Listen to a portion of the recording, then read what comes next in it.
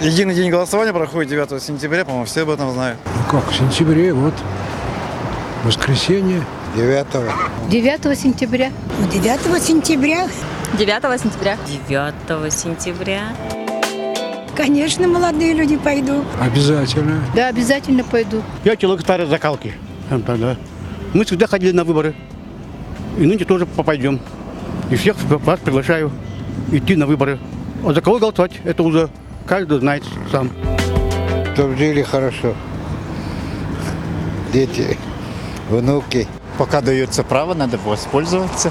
Это обязательно, потому что нам жить, то есть детям, внукам нашим жить. Надо о будущем как-то думать. Все равно выборы должны пройти. Но желательно, чтобы все проголосовали. Вот. Чтобы дальше была стабильная, хорошая, нормальная жизнь. Я хочу, чтобы люди были, чтобы они для города что-то делали. Умные, грамотные, образованные. Ну, грамотные, образованные – это обязательно.